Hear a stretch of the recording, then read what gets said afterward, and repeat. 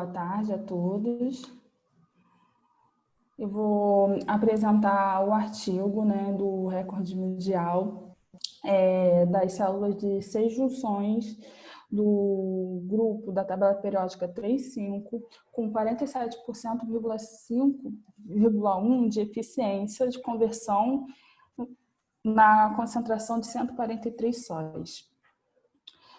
Bem, os elementos da família 3,5 fornecem materiais optoeletrônicos muito bons e a combinação entre eles pode resultar em várias bandas, vários gaps possíveis e com alta eficiência, né, para absorver o espectro solar e transformar em energia elétrica. Então, alguns estudos, alguns citados no artigo, mostram que a eficiência com e sem concentração solar pode ultrapassar 40% e 60% até. Aqui eu coloquei um estudo feito pelo Daniel Michel, e aqui mostra algumas combinações de 2 junções e 3 junções que podem dar eficiências ótimas, chegando a 41,6% para 2 junções, né, 44% para o espectro global e até em torno de 47,6% em 3 junções do espectro extraterrestre. O porquê da escolha, né, da célula do grupo 3,5? Isso é devido à característica de alguns elementos dessas famílias. Não são todos, mas alguns têm gap direto e indireto. Elementos com gap direto, como o silício e o germânio, ele precisa, para passar o elétron para passar da banda de valência para a banda de condução, ele não precisa só de energia, ele tem que ter um momento. Então, tem que ter absorção de um elétron e um fóton para conseguir passar para a banda de condução. Já o gap direto, para passar da banda de valência para a banda de condução, é só o fóton absorver energia e consegue passar. Então, há uma vantagem em relação a alguns elementos desses grupos devido a essa característica. Então, vou falar um pouco da motivação e do objetivo do artigo. E um deles é que, atualmente, né, as células solares de múltiplas junções são caras, a fabricação é cara, se comparado com as células de silício. E elas são geralmente mais utilizadas com concentração, né? Porque aí tem uma área menor, gasta menos material e consegue ter uma boa conversão e otimizar essa geração de energia elétrica. Então, há economia para diversas aplicações. Essas células com altas eficiências traz uma economia em várias aplicações, como transporte terrestre, aéreo, citaram no artigo também satélites e transportes para ir para fora do planeta. E aí, então, o artigo apresenta um projeto de célula solar de multijunção metamórfica de 6 junções, crescida monoliticamente em um substrato de GAS. Então, a estrutura da célula foi crescida em 140 camadas e com intervalos de tempo de 7 horas e meia aproximadamente, com uma pressão atmosférica de 620 torr e uma temperatura variando de 550 a 750 graus e com as espessuras específicas que estão aí sendo apresentadas.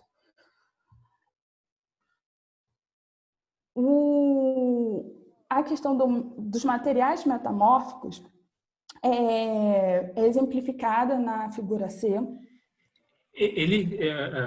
Desculpa, Martina, só entendi uma coisa. Essas espessuras aí são espessuras do quê, hein? Isso é 1,2, 2,2, é isso? Isso. São das camadas, das junções, perdão. São das junções da célula. Ah, entendi, porque são... Ah, entendi. Isso aqui é a espessura de cada junção. Isso, 1,2 é a espessura da primeira junção, Ah, entendi, tá. 2,6 da Agora, segunda desculpa. junção, Tá bem. e assim por diante. Tá e na ótimo. figura D estão também os intervalos de energia, os gaps de Entendi. energia de cada junção. No futuro, talvez seja melhor você 1,2, 2,6, daí colocar ponto e daí vírgula, entendeu? Sim, É para diferenciar a vírgula da vírgula do... Pois é. A vírgula de do vírgula do número, porque senão a gente... Agora eu entendi o que é isso aí. Tá ok. Perdão. São 6 números aí, né? Isso, 6 espessuras. Uhum. Então, os materiais metamórficos são os que têm diferença de rede, né? Como a gente pode ver aqui, o AL, GAS, LN, P, que é especificado pela bolinha roxa da figura C, tem o mesmo parâmetro de rede que outros dois, a bolinha azul e a bolinha verde, que é o GAS. Já as outras combinações, as outras 3 são camadas metamórficas, ou seja, com parâmetros de rede diferentes e que na estrutura pode causar defeitos e causar deslocamentos, como pode ser visto na figura A. Então, esses materiais metamórficos, eles foram crescidos, né, aos poucos, com porcentagens pequenas de camada em camada, até atingir a porcentagem total, por exemplo, do parâmetro de rede de laranja, 34%, por exemplo, no índio.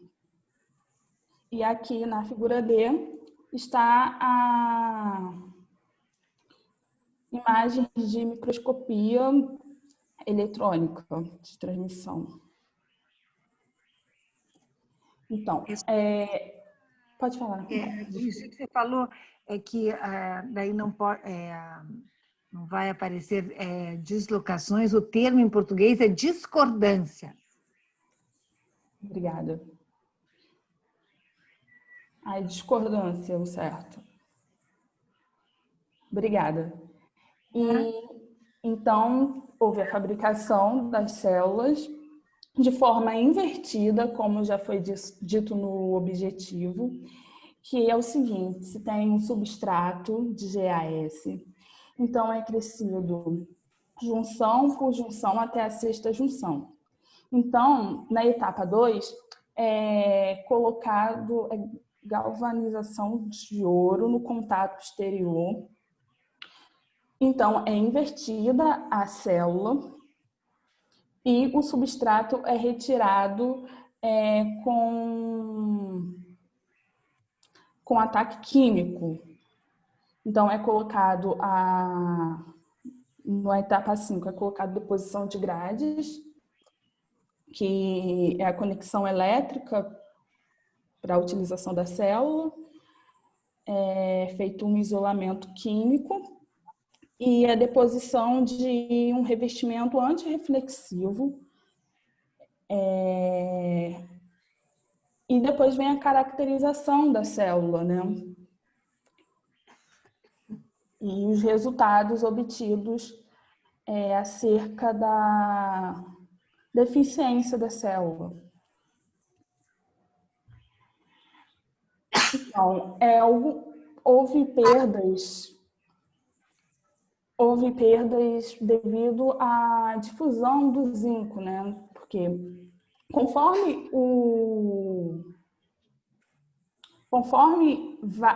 acontece o crescimento, devido ao longo tempo de crescimento da célula, a uma temperatura elevada,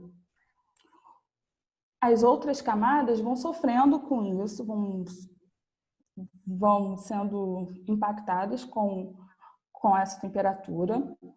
E aí o zinco ele foi difundido para outras camadas devido à temperatura. Na figura A, mostra, né, que as linhas verdes mostram o deslocamento do zinco, a difusão, né, que aconteceu e foi... que aconteceu. Então, o que eles fizeram? Eles pegaram junções semelhantes às camadas 4 e 5, não, as junções 4 e 5, perdão, e essas junções testes semelhantes, eles replicaram essa difusão e mostraram mais ou menos o impacto disso. Na figura C, eles mostram como aconteceu o impacto dessa difusão na curva da densidade em função da tensão. Então, eles fizeram o seguinte, eles fizeram uma barreira de difusão para que o efeito causado pela difusão, que aumentava a resistência da célula e impactava na geração na condução elétrica,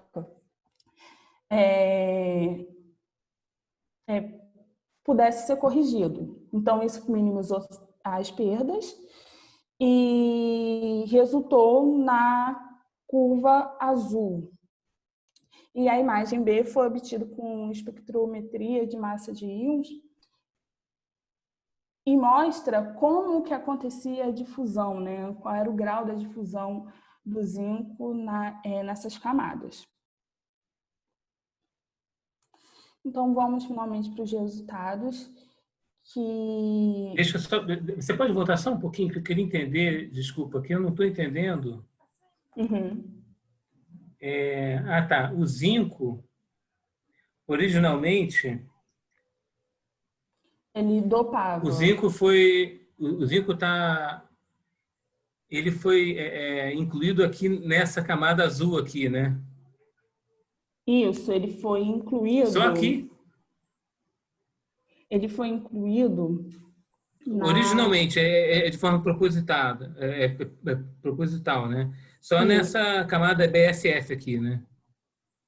BSF... Isso que eu não estou entendendo. O resto tudo saiu daqui?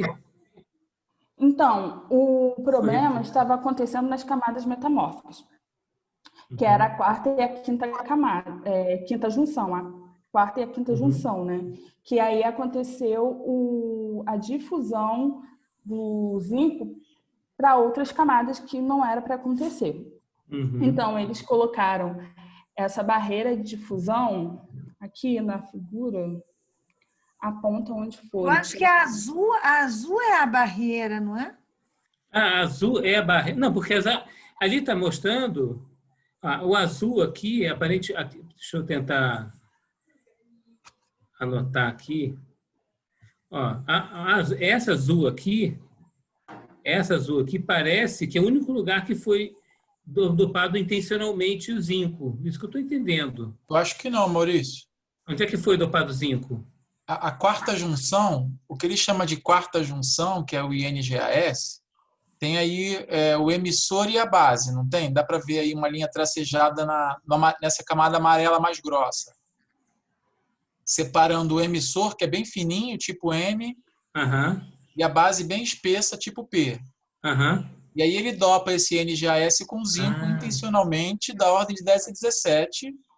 Tá aqui, ó. E dá para a linha pontilhada... Intended active, aqui, ó. A linha pontilhada roxa. A linha pontilhada roxa agora que eu vi. Essa linha aqui roxa, né? Essa aqui, seria a dopagem Isso. que ele gostaria que tivesse, é isso? Isso. Mas saiu o zinco da camada azul e foi para amarela. E no final das contas, ele queria esse pontilhado aqui, e o que aconteceu foi essa coisa horrorosa aqui. Isso. É isso? Isso. Tá. Agora acho que entendi. Mas por que tem uma diminuição e depois um aumento? Pois é. Isso eles não relataram com detalhes. Por que aqui diminuiu, né, Patrícia? Aqui, ó. Por que aqui acabou diminuindo, né? Aqui onde, Maurício? Não estou vendo. Aqui Ele está rabiscando bem de leve a figura. Aqui, ó. Eu digo na parte amarela. Por que eu tenho... Começa alto e daí eu tenho uma barriga aí para baixo? Um perfil estranho, né? O que faz com que não seja monótono o comportamento? Tem zinco atrás também? Será que... Em princípio, não, né? Não, mas eu acho que esse amarelo é todo tipo P, ou não? Não, tem um Esse pedacinho amarelo? tipo N. Dá para ver ali que está escrito N-type. Não. Vamos começar da primeira camada. Tem uma amarelinha bem dopada com selênio, bem fina. Depois tem verde dopada com carbono, se eu estou entendendo direito. Depois tem uma amarelinha clara. Essa aqui. Depois tem uma azul BSF. Essa aqui foi dopada com zinco. Aqui, ó. Aqui. Isso. Eu entendo que a fonte de zinco dessa difusão é dessa camadinha azul aí. Agora, essa amarela que vem, essa bem larga, que tem o negócio roxo lá do Intended, e começa uma concentração de zinco, ali a curva vermelha. Começa, aí baixa até 1 micron, mais ou menos, baixa, aí fica mais ou menos constante até 1,5 micro, e daí começa a subir até 2 micros, aí tem um platô. Não entendo por que é assim. Essa camada, como que ela é intencionalmente dopada? Não dá para entender, não. Não sei os detalhes, mas imagino que seja como a gente faz. E de trás, que é tipo N, é tipo N a parte de trás, certo? Essa toda aí é tipo P. Ela é uma dopagem constante, né? Então, não entendo. Então, não vem de trás e de frente, né? Porque podia, né? Vir de trás e de frente. Será que o zinco é mais fácil de se incorporar quando tem fósforo que quando tem arsênio? Mas e por que isso modificaria?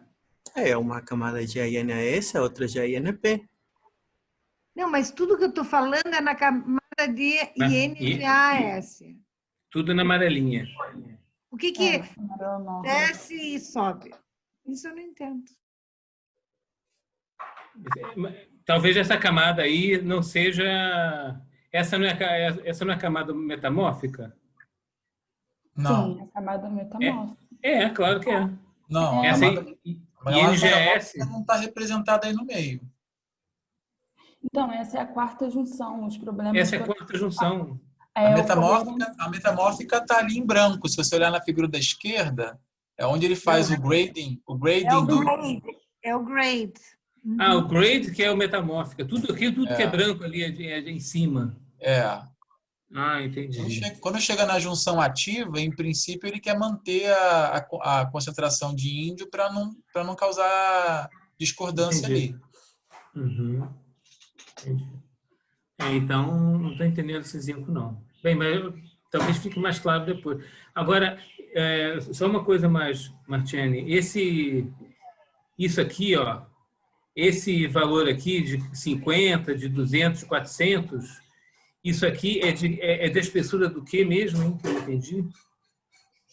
Acho que é de comprimento de onda. Não. Isso aqui deve ser a espessura de alguma camada. Eu acho que dessa camada aqui que faz o... Ali no desenho ali, Maurício. Variable Diffusion Barrier.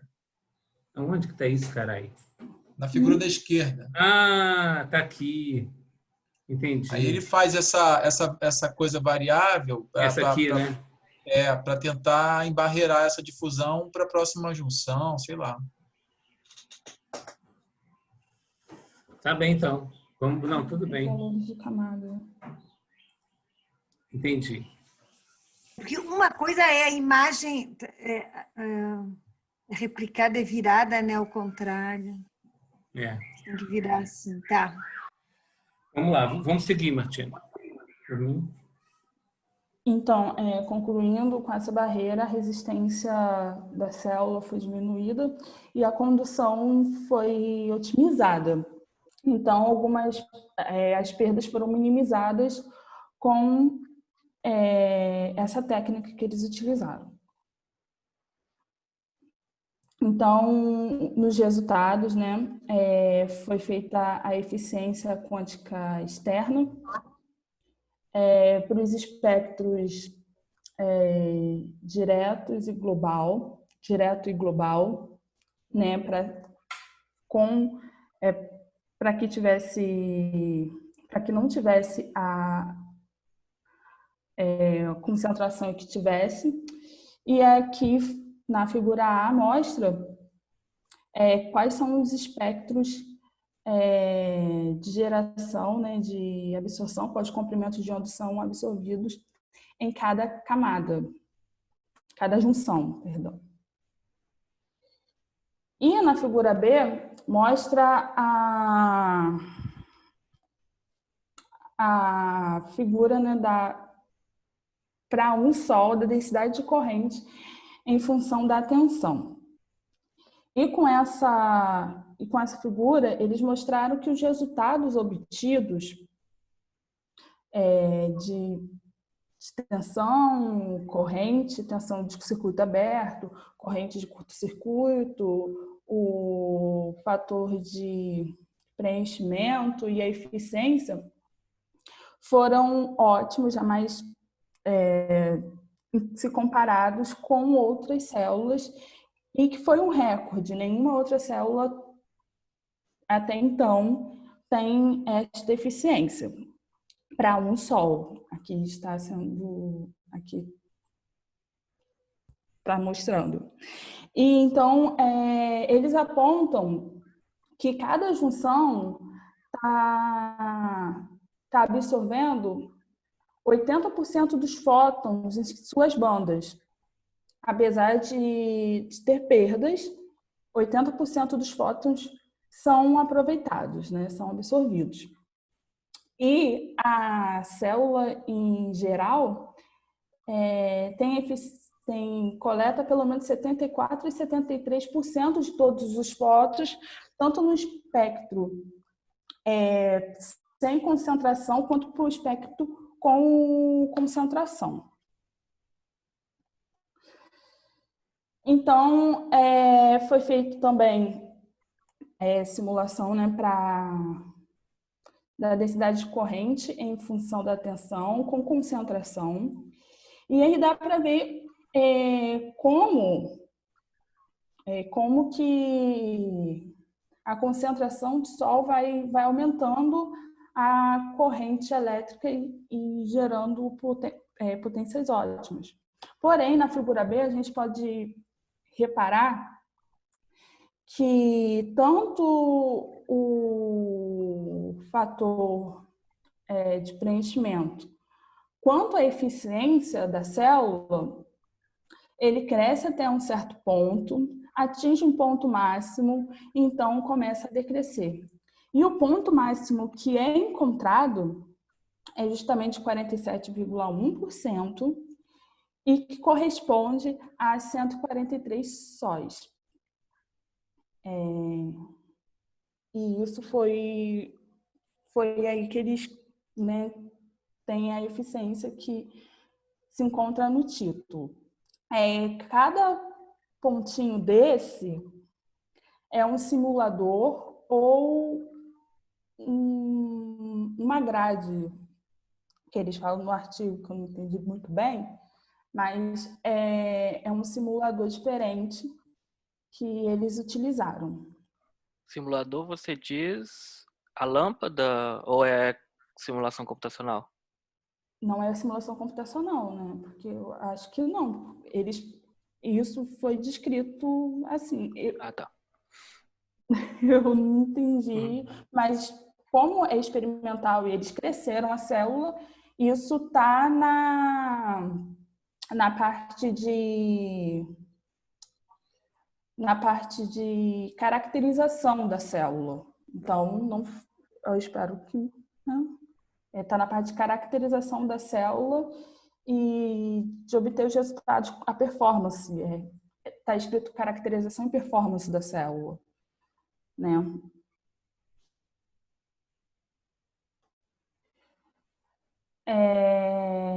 Então, outra medição que eles fizeram foi de eletroluminescência, que mede o quanto que a célula emite, né, para duas densidades de corrente, e a eficiência quântica externa, que mede o quanto de fótons são absorvidos e viram corrente elétrica. E aqui está o espectro medido para essa eficiência e para a eletroluminescência, o espectro, né, que essa célula absorve. Então, eles fizeram a figura B. Eles apresentam a eficiência radiativa externa absoluta, mas eu não entendi muito bem como que isso foi feito. Eles falaram que ajustaram os valores de acordo com uma tabela, que eu não entendi quais foram os parâmetros, eu não entendi os parâmetros da tabela. Então, tanto essa figura B tem um certo ajuste que eu não vi cálculo, e, enfim, eu não consegui entender o que aconteceu. E aqui está, na figura C, apresenta a tensão em função da densidade de corrente, que eles descrevem que foi obtido com o método de eletroluminescência. Então, acho que isso já está acabando. Então, tem como conclusão que foi obtida uma célula de 6 junções com eficiência recorde sobre os espectros terrestres globais, né? Globais e diretos. E a integração das junções crescidas teve a eficiência de 39,2% sobre um Sol, e com 143 sóis teve eficiência de 47,1% quando se colocou a barreira de dispersão, que reduziu as resistências internas. E eles apontam que a célula pode chegar com concentração a 50% de eficiência se tiver uma redução ainda mais, tiver uma otimização que reduz a resistência da célula. Aqui são algumas referências e obrigada. Obrigada. Valeu, Martiane, obrigado. Oi, consegui falar. Valeu, Martiane, obrigado, viu, pela apresentação. Obrigado. E quem é o próximo mesmo? Alguém falou É a aí? Clarissa. A Clarissa está quietinha lá, né, para ver se a gente esquece dela, né? Tô aqui, Maurício. A próxima é a Clarissa? É a Clarissa. Sim. Qual que é o seu artigo mesmo, Clarissa? Esqueci. É sobre eletroluminescência. Ah, bom. Também vamos explicar sobre isso. Ah, Show tá, de depois. bola. Mas em Depois. algum material específico ou o que é? Hein, Clarissa? Tô abrindo aqui. Perdão, eu fechei o... Engap sobre GAS Thunder. Isso. Obrigada, Pedro. Nada. Show de bola, Clarissa. Você pode fazer essa apresentação lá no curso, hein, quando eu falar de eletroluminescência, que tal? Isso aí, gente. Obrigado aí, viu, Martiane? Até daqui a pouco, para quem vai para aula. Valeu, gente. Obrigado, Ô, Martiane. Eleonora, fica aí. Mais.